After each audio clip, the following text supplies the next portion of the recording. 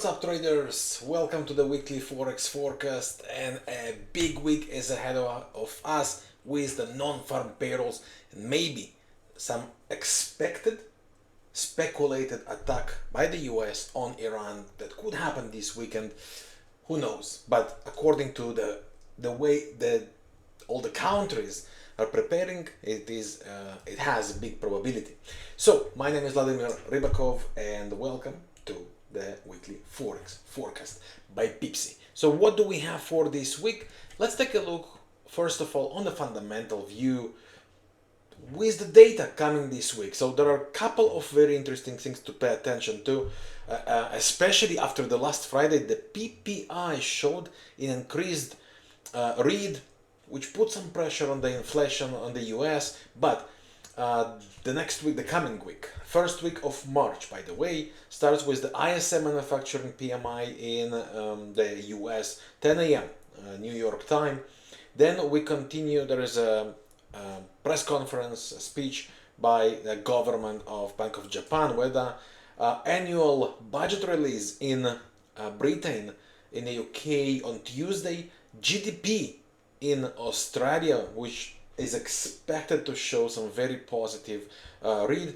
ADP, a pre-non-farm payrolls report, should be published on Wednesday.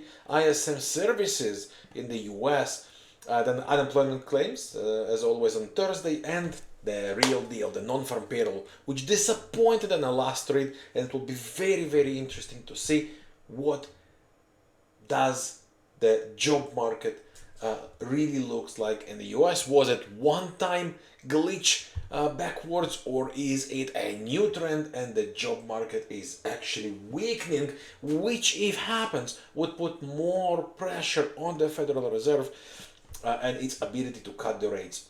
So watch out for this data. And what do we have on the charts? Let's start with the Bitcoin, because Bitcoin is approaching some key levels. So if you take a look on a daily chart, the way I see that we are now building here with this range, the final drop to the downside. Why this one has a high probability? Take a look. Let's put some lines here. So take a look on all these zones. It's a big zone between 60,000 to 50,000, but look how many times this zone actually act as a support area, which makes me think if we are revisiting this area, there is a high probability we will see the Bitcoin bouncing back from there. And the best way to time that, from my point of view, is to watch out for these drops, let it structure itself, let the candle start to rally, get some retraces, and on the next breakout we should be having a great opportunity. Also watch out for this trend line, the falling resistance line, which could act as a first target zone when and if the Bitcoin starts to rally. What do you think about the Bitcoin? Let us know in the comments. Let's talk about the euro dollar, which so far holds this strong broken resistance that now acts as a support. So what is happening with the euro dollar? If there will be no surprises and a lot on the line after the expected date this week, the euro should complete the final run. I believe later or sooner the euro should retest these highs around the 123, 124 zone. The biggest question is it ready already? So the way I see that, there are a couple of scenarios the euro should follow from the given area. First scenario, the euro does something like that, some run back to the supply area we have here, and from there starts its drop, maybe even to retest the previous lows. This is a very possible scenario before the euro would actually reverse and climb towards the zone just explained. However, there is a very serious probability that the buyers already start to take the control. If they do, what I want to see from the euro, that is a sequence of higher highs, higher lows.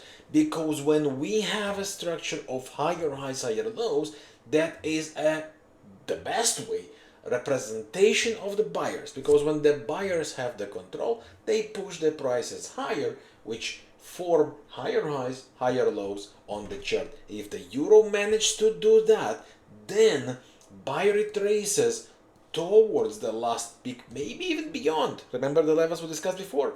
Maybe even up to there would be the opportunity to look for. But as long as there is no bullish price structure, there is a chance that the euro would complete this drop before the next rally, as I just showed on a daily chart. Let's talk about the pound yen as our next instrument. We've been reviewing this one recently in our channel. Make sure you follow this channel if you want to see all the trading opportunities we share with our followers. So what do we have on the pound yen? If we go to the weekly chart, what happens there is a classical price behavior. So this is a bearish divergence on the weekly chart. Higher highs on the chart, lower highs on the MACD, a very strong reversal sign. Besides that, look what happened here. This is a major, at this place, a major engulfing, which has now been bouncing back on the last couple of weeks. But technically speaking, these conditions are phenomenal. Phenomenal for what? So, as long as the last peak holds, the bearish pressure is on already. Why is that so? We saw the weekly bearish divergence, we saw the weekly engulfing. The daily chart has its own divergence. While it was making the higher highs on the price, the MACD pushes down strongly, and now we finally got lower lows on the chart and lower lows on the MACD histogram, flipping from negative to positive to lower negative. Phenomenal conditions. And now this retrace takes place back to where? Back to these highs, which act as a supply, but also pay attention to this zone right here. Okay? Because this is where the waves were developing. Wave down, retrace as a range, wave down. So this range is a massive supply area. So what do we want to see here is one of the next scenarios. Scenario number one, the pound yen managed to complete some run, maybe bounce off this divergence through the high. This is the key supply area. Build some divergence, higher highs on the chart, lower highs on the MACD, and start a great sell. On the other hand, the very high probability setup is 3 lower highs, lower lows, which already was formed. Let's make it with red, and now it is bouncing back with 2 waves. So if we manage to get the break below this corrective structure happening right now, then sell the rallies can be a very good opportunity, especially as long as the high will hold. So the pound yen is really one to watch from my point of view. Really interesting. And let's talk about the S&P as the final one for this week. Could that be the beginning of the drop to this area? High probability. Why? What happened? So first of all, of course, all the pressure, job market, the potential attack on Iran, the recent speculations with the new Federal Reserve, what will happen and so on. Some disappointing reads from main companies. Lots of pressure on the market at the moment. And take a look what happens here on the daily chart. This ranging wage structure with the bearish divergence. While the market was making higher highs, the MACD pushes down, classical bearish divergence, and it breaks it down. And right now, the S&P managed to make 2 waves down with some range here. So if it managed to get below this range and hold there, I believe that opens the doors for the S&P to drop further down, maybe even to retest the next key lows on the horizon, around 6,500-ish, maybe even down to 6,000 levels. It looks good, and if it managed to get below this area, managed to hold below this zone, as long as the highs hold, I think that's a very, very good chance we will see the S&P dropping down to this area. So that's how I see these things. What do you think about the S&P, the market in general? Let us know in the comments. So thanks for watching. As always, I hope you find value in these interesting opportunities. If you do, don't forget, hit the like button, join our channel, subscribe. If you have questions, write it down in the comments.